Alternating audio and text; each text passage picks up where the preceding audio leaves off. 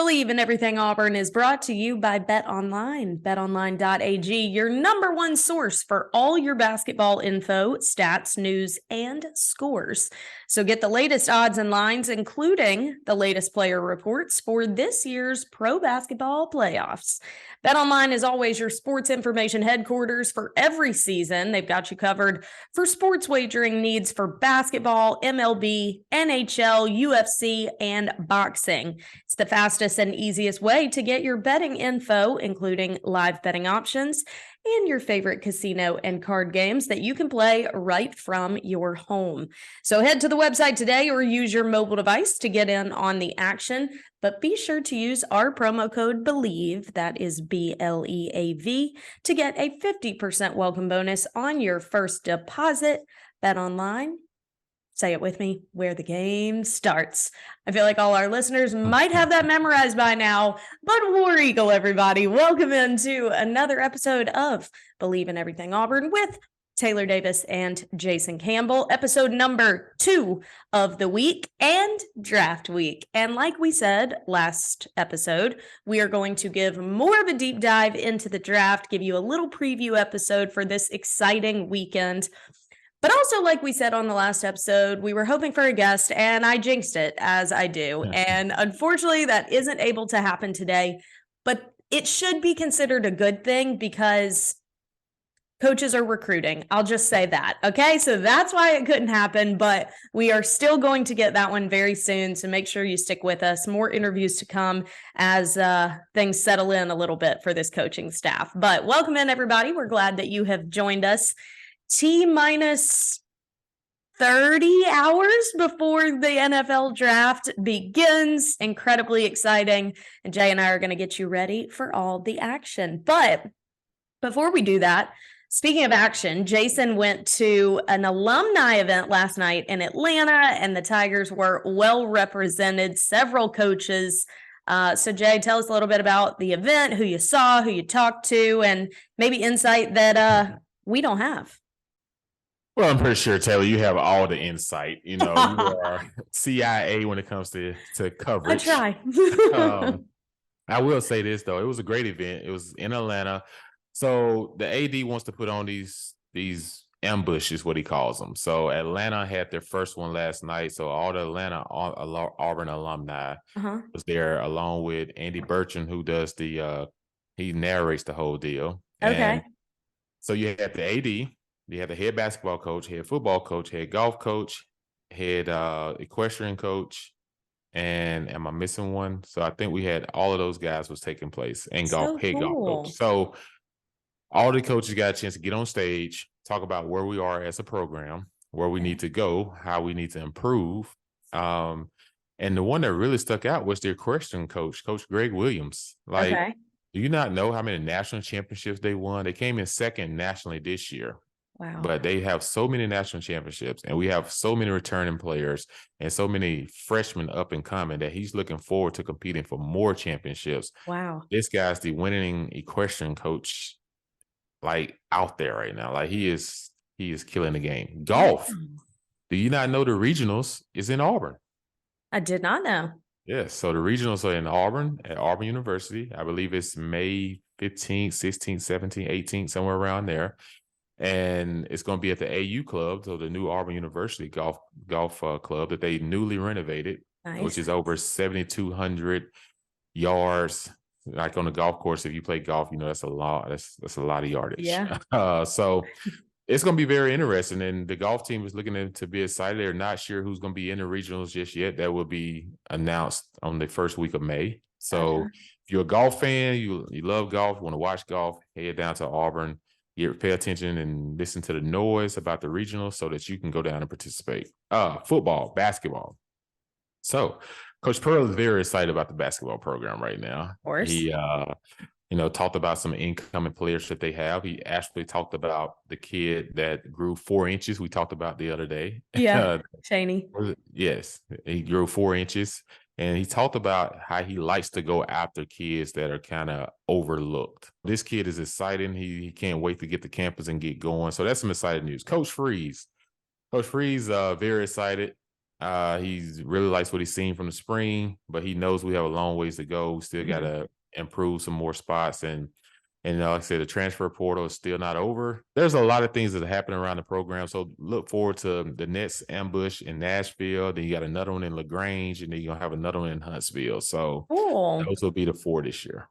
I love that. It kind of gives alum an opportunity to feel like they're involved a little bit and get an insight. It's kind of like a weekly newsletter, except you get to go in person, which is really cool. Yeah. So, but it is the draft week. 259 young men will hear their name called by a professional team between Thursday and Saturday. A little logistics for you. The broadcast begins Thursday night, 8 Eastern. You can find it on ESPN, ABC, NFL Network, all the apps. Coverage runs deep and will run through the 7th round on Saturday. Like we have discussed, the Panthers have the first overall pick, but you know how it is. We got the order right in front of us, but things can change as soon as that clock starts. So, guys that are expected to be in person, if you're curious who you're going to be seeing on the broadcast, USC former Pitt wide receiver Jordan Addison. You've got Will Anderson and Bryce Young will be in attendance. Jalen Carter, Ohio State offensive tackle Paris Johnson Jr. and CJ Stroud will be there in person. Will Levis, Kentucky quarterback. Penn State cornerback Joey Porter Jr., Anthony Richardson, running back Bijan Robinson from Texas. All of those guys are expected to be in attendance. Did you consider going up to New York your year, or you always knew you were going to watch at home? Nah, I was going to watch it at home. Okay. Like New York is fun, but soon as think about it, when you're there, you get drafted, you immediately you kind of leave, but then you got to fly out, but yeah, if true. you're home, you kind of get a chance to just enjoy that whole day and night at home with your peoples and then fly out the next day. So, yeah.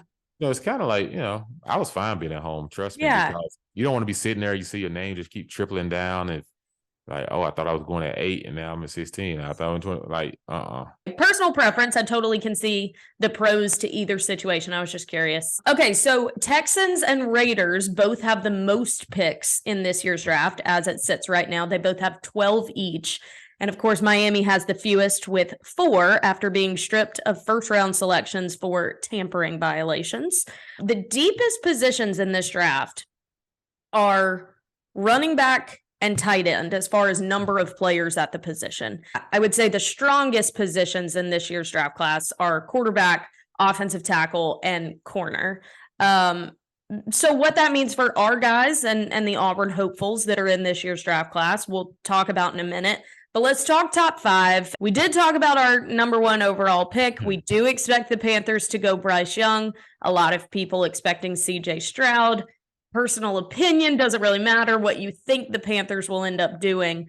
Bryce and CJ both going to be there in attendance, and we'll see how that one shapes up. But go through the top 5, Jay. Just kind of give me your expectations, maybe guys you think would be a good fit. Carolina got the first pick because of a gift from the Houston Texans. The last game of the season last year, they won that game. Had they lost the game, then Houston would have had the first pick in the draft.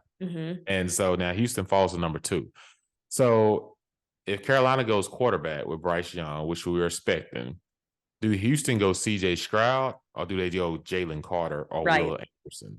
Because they've been interviewing mostly defensive players throughout this whole process. So it makes you wonder that it may be Jalen Carter or Will Anderson at number 2. And then CJ Stroud, I'd say this. Okay, let's just say, for example, Bryce Young goes first. I'll take CJ Stroud 2. I'm going to go ahead and bet a hamburger against you right now. CJ Stroud goes number 2. Number 3, I would probably say Cardinals, since they just lost my man to retirement, JJ Watt. I'm going to say they go with the edge guy from Texas Tech, Tyree Wilson. Okay. I would go Will Anderson. I feel you. I wouldn't be surprised if Will goes there. Yeah. Number 4, everyone has Anthony Richardson going number 4. Let's talk about it. I don't have him going number 4. Me either. I think it's a big of a reach. Is he talented? Very talented. But he wasn't as accurate which a lot of people want to see in the NFL. But at the same time, will he go in the first round? Yes, he will, because he's too big of a physique and everything. But do you go Will Levy here, or do you Levis. go Levis? Why did I say Levy? Do you go Will Levis, or do you go Anthony Richardson? So he's a new head coach. Right. Coming over from the Eagles. He just had Jalen Hurts, and the offense fit Jalen Hurts. So he's probably saying, okay, which quarterback fits my system? So now that I think about it, I could actually see them reaching here for Anthony Richardson just because of Jalen Hurts, what he did in Philly with him under Shane. So, and Shane's a young coach. That's what I was about to say. Is he a first-time head coach? Yeah, he's a first-time head coach. He's very young. He was actually, when I was in Cleveland, he was like our GA assistant. No way. Yes. Oh my gosh. And now he's a head coach in the National Football League, like literally within the last 8 years. That's pretty cool. So here's my thing. Him being a young coach looking to prove himself is actually the reason I think they won't go Anthony Richardson, because Anthony Richardson is not a safe enough bet for what they have right now in Indianapolis. He only completed 54% of his passes. And what is also known is Anthony Richardson is teetering on the line. He could be one of those athletes where he is his own worst enemy and it overrides how much talent he has. I think what is more important for Anthony Richardson than what number he goes in the draft, it's which staff he is with. I almost think he needs to be with like a Bill Belichick type. Like he needs to be molded by a proven veteran coaching staff who's not going to deal with his BS. I really think that if you put too much newness and unproven newness in one situation, it's not going to work out. So if I'm the Colts, I go Will Levis. Well, time will tell. Time will tell. I would say this. It may be neither, because San Francisco may trade Trey Lance. True. To the Colts. So, we could all both be wrong. And then this is so true. We probably will be. So moving on to number 5, Seattle. Seattle is definitely going to go defense here. Why not? That's what they do. They build their teams around defense and running the ball. They're not going to draft the quarterback here because they just paid Geno a lot of money. Yeah. And Geno just had a Pro Bowl season last year, so there's no reason to move that fast. So I see them, Will Anderson, if he goes 3, then Tyree Wilson would go in this position. Wow. So you have Jalen Carter outside of the top 5. Yeah, I got Jalen Carter going to Detroit at number 6. Okay. Is that because of his offseason? I don't just know if it's off his offseason. It's just you can get more out of an edge rusher. Fair. Like, edge rushers win football games in the National Football League because of sack fumbles. So true. Defensive lineman is strong as well because they can draw double teams. They can create the one-on-ones outside with edge rushers. But I just think if you got 2 really good edge rushers like Will Anderson, Tyree Wilson in this draft, you got to go ahead and take the edge rusher over the D tackle. Okay. And this because of that reason.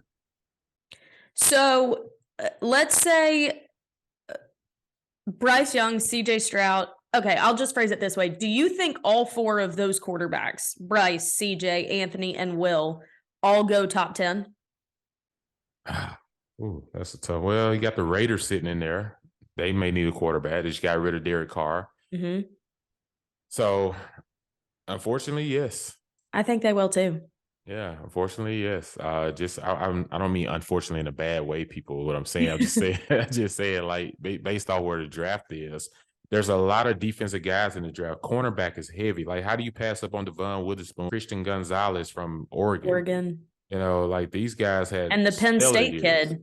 And the Penn State, his dad played Jerry Porter for the Steelers and the Dolphins for many years. So, he knows football, and he's a long corner. Yeah. And you got Justin Jefferson, big time receivers in the league that are big and strong. So, he fits that proto style corner to defend these guys. So I just don't know how you pass up on these good corners because you're putting all your eggs in the basket on the quarterback, which you can pass on one of these guys. Why? Because you have Hendon Hooker, who's probably going to be there in the early 2nd round. Right. Who's just as good as some of these guys. He's 25 going 26, but he's just as good as they are.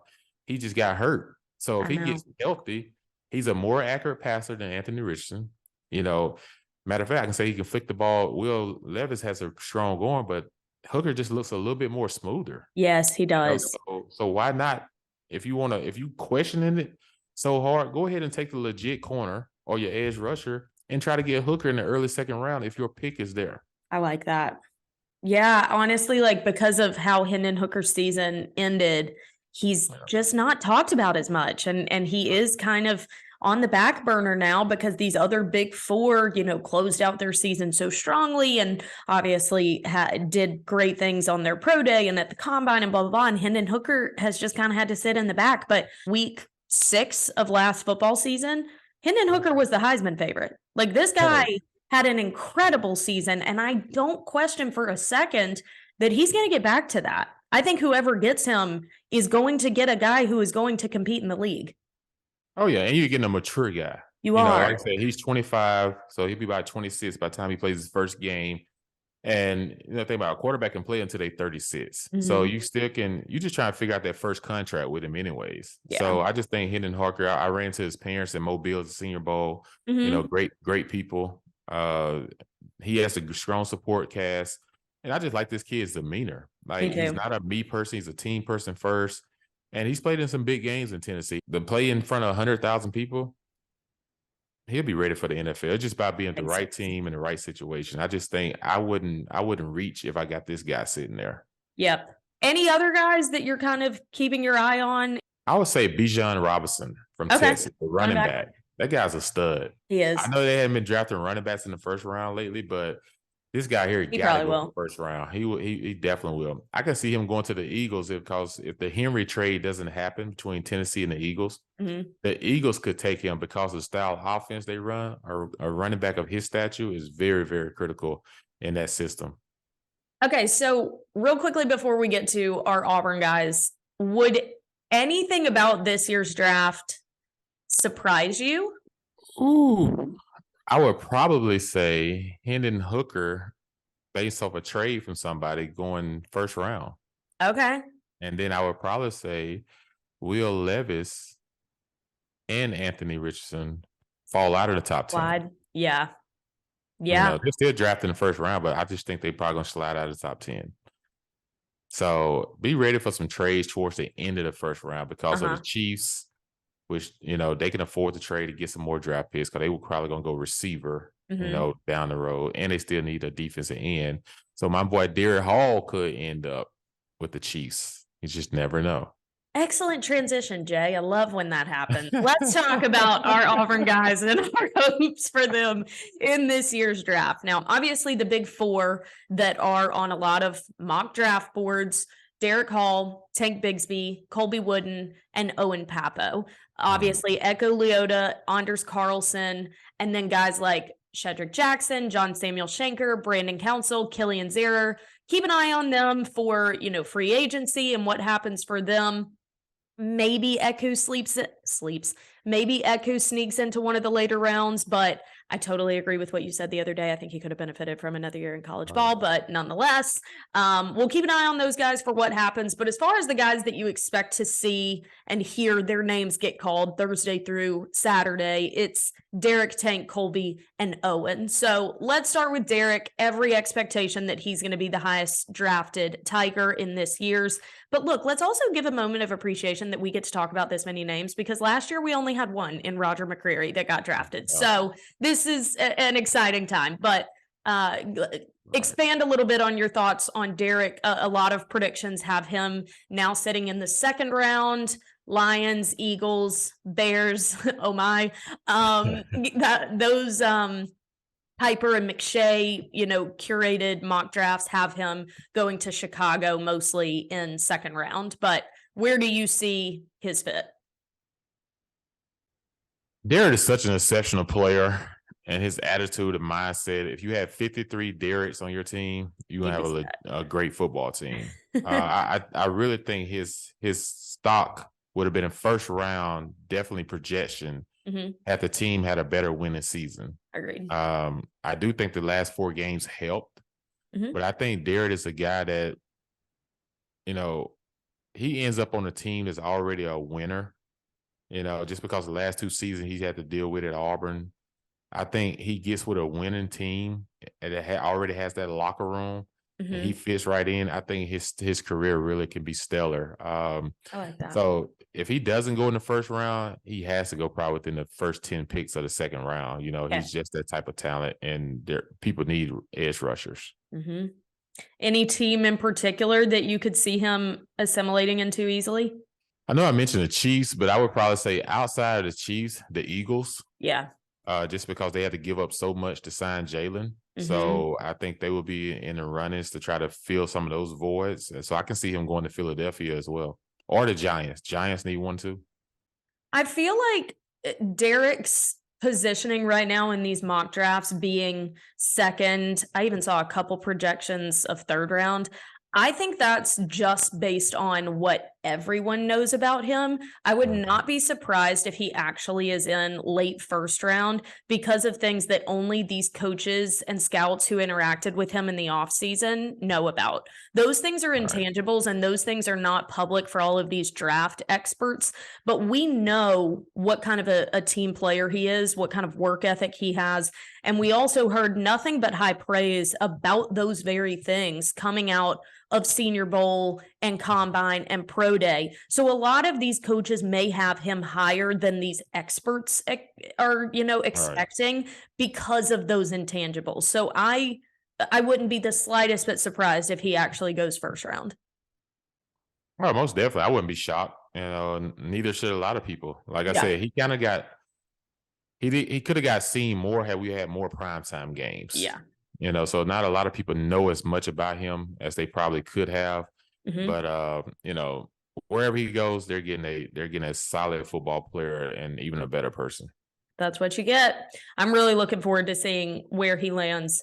Okay, next on this list of expected Auburn Tigers to hear their name called, Tank Bigsby, running back phenom. He is now projected third or fourth round. I've seen a lot of Tampa and a lot of Atlanta. What do you expect for Tank? Well, Atlanta will be almost home for him. Mm-hmm. Tampa, we already have some Auburn guys there. We have two Yep. corners, you know. Yep. So if he goes there, he'll be with Dean and Davis, Yep. two former Auburn guys. But I can see him getting with a team like Cincinnati.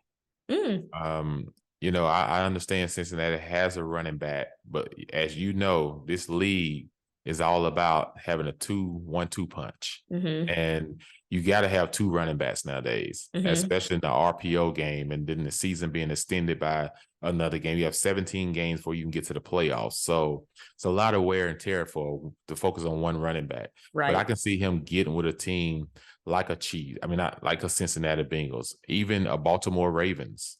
Okay. Just off what they do from an offensive standpoint. He could end up with somewhere like the Ravens. Tennessee is definitely in the hunt for a running back because they're trying to move off Derrick Henry because probably salary cap reasons. But so they're probably really trying to find an SEC style running back. Now he's not big as Derrick Henry. No one is. No one is. But you know, Tank has been pretty durable through his Auburn Yeah. career. You know, and I think being behind an offensive line in that division where they're gonna run the football, he could benefit being in a division like the AFC South. So Yeah. it's a lot of opportunities for a running back. Like I said, Okay. it's just not like it used to be. It's just Yeah. not like it's one or the Emmitt Smiths and all those guys where one guy's gonna carry the ball 25, 30 times. That's not it. You're Yeah. lucky if a running back carries it 15 times. Like Saquon Barkley, yeah, the Giants are a little different. They give him the ball 20 more times a game. But it's hard to find running backs that, if you look at the Green Bay Packers, that's the best example. Mm-hmm. Their two running backs, how they alternate both of them. They're durable for a whole season. Mm-hmm. So Tank can benefit somewhere like that. Right. I do think that it's not necessarily plug and play as much anymore with the running backs. It's about finding the right fit, the right 1-2, heck, 3 punch for some of these guys and thinking longevity of season. You're absolutely right. So I think Tank can fit in somewhere, but I don't think it's the big shiny name that maybe a Tank Bigsby would have been a few years ago. Yeah, like I said, when he first came out of high school, everyone's talking about him. He was a highly touted running back. And Mm-hmm. like I said, Bijan Robinson is probably the only one in this draft that probably go first round as a running back. There may be one more in the second round or two maybe, but mostly running backs are going between that second and fourth round because the value of what the offenses are doing now. It's Yeah. it's a pass happy league now. It's a pass first, run second league. Like I said, Yeah. so he has to understand that. And he didn't catch a lot of balls out of the backfield for Auburn. Mhm. That's another thing. So I feel like him being more probably in his pro day and combine showing that he can catch the ball out of the backfield may have Yeah. helped him a little bit because he didn't have the quarterback that was a predominantly passer. Where Right. Auburn said, okay, let's drop back and throw the ball first and run second. We have to run first and then throw second. So, Yeah. so you didn't get a chance to see a lot of him out of the backfield, but he is a guy that I think with the right team and everything, he'd be very good. Okay, Colby Wooden is next on the list. He is projected anywhere from the 3rd to the 5th round. What are your expectations for him? Ooh, Kobe. I like Kobe so much. He's another I know Derek you Hall do. type guy. Kobe is a guy who, like I say, exactly what you're getting, Mhm. attitude wise, player wise. Another guy that could have just said, hey, I'm going to sit out, but decided to keep playing and fighting his butt off. I think Kobe has a shot. He needs to be like in the AFC North. Okay. Where they still run the football. Mhm. Kobe wasn't a big, huge pass rusher, but he's a run stopper, Yeah. shed tackles and get in there and make those tackles on the running backs. I like him like a Baltimore, Pittsburgh, or even a Cleveland, somewhere like that, a Cincinnati, Mhm. because Baltimore's going to run the football.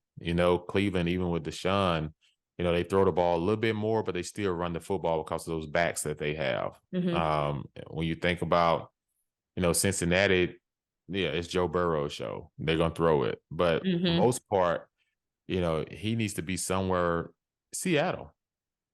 Okay. I like Seattle and San Francisco for him as well Yeah. because they play hard-nosed, tough defense. Mhm. And I can see him playing either under Pete Carroll or playing in San Francisco, under Kyle Shanahan. Owen Papo is the 4th name expected for Auburn. He is projected anywhere from the 3rd to the 7th round. Okay, no one really knows where to put my guy, and obviously, he has dealt with his fair share of injury, and I'm sure that has hindered kind of where people expect to put him. It's affected his physique a little bit and his strength and conditioning. But we know what a great guy he is and how hard of a worker he is. So where do you think he could potentially land? Yeah, Owen is.